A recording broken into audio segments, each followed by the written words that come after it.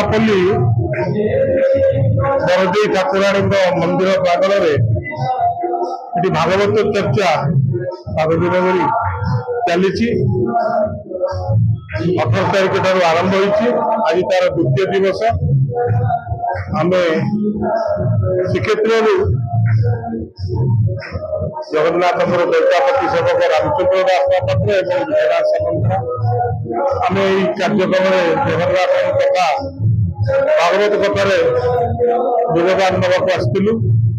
ଆମ ସହିତ ମଞ୍ଚରେ ନାରାୟଣ ମହାପାତ୍ର ଯିଏକି ଜଗନ୍ନାଥ ସଂସ୍କୃତି ଜଗନ୍ନାଥଙ୍କ ଅନ୍ୟତମ ସେବକ, ଦୁର୍ଯ୍ୟୋଧନ ସାହୁ ଯିଏକି ଜଗନ୍ନାଥଙ୍କର ପାଟରା ସେବକ, ସମସ୍ତଙ୍କର ଉପସ୍ଥିତରେ ଆଜି जो दिव्य जगन्नाथ कथा एवं जगन्नाथंकर महाप्रसाद कथा ये आलोचना है। निश्चित भाव में गोटे सहयोग्य पदक्षेप।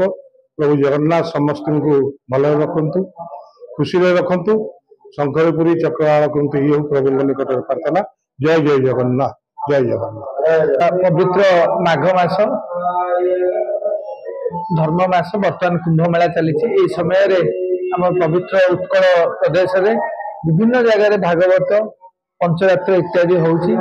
तन्मध्यरु भुवनेश्वर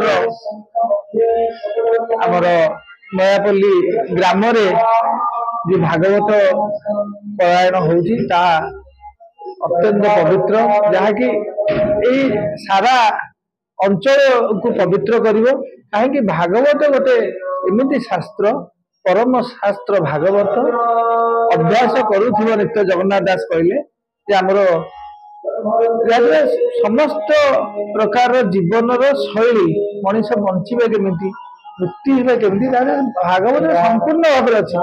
भागवत व्यासदेव भागवत रचना करते सब अपूरणीय मैंने सब अधा अधा लगुला। भागवत रचना कला अष्टादश पुराण संपूर्ण होता। तेणु आमर प्रत्येक ओडिया लोक मैंने भागवत पढ़ा निश्चिंत दरकार।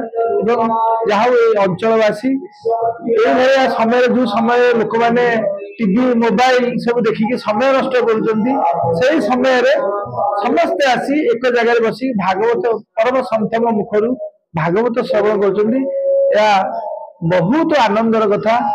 या द्वारा निश्चिंत अंचलवासी कल्याण हम एवं मंगलमय हम से निश्चिंत नियोग रही।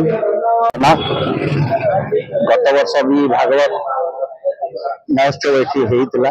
मु चलित वर्ष टी भितर प्रदीप बाबू डाकिले से सामिल हेलु।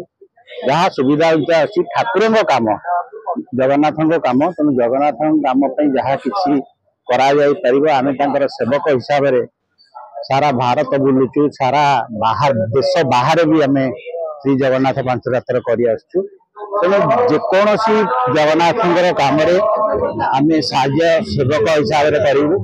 तेणु आमर उद्देश्य समस्ते भागवत बाणी की शुणु, यहाँ शुणा निहाती दरकार। जो मैंने प्रवचन देती जी पुण्य जी शुणिले भी पुण्य। तेणु मोर अनुरोध ग्रामवासी मानक अपूर्व सुजोग लाभ उठाते, जगन्नाथ को स्मरण करते, प्रति कथार घर से मुरबी मन पकाते। देखो आपणकर जीवन सुखमय हो। धन्यवाद। प्रदीप राउत भागवत संस्थार संपादक ये आगे प्राय 3 वर्ष है लगातार भाव में भगवान भागवत गीता भागवत 8 तारीख आरंभ होती 24 तारीख दिन समस्त परिप्रेक्षी में समस्त भक्त और नुआपल्ली समस्त जनसाधारण मान को अनुरोध कर 4 दिन जो रहा उद्यापन हाँपे समस्त बहुत संख्यार योगदान दे कार्यक्रम सफल करने अनुरोध करुच्ची।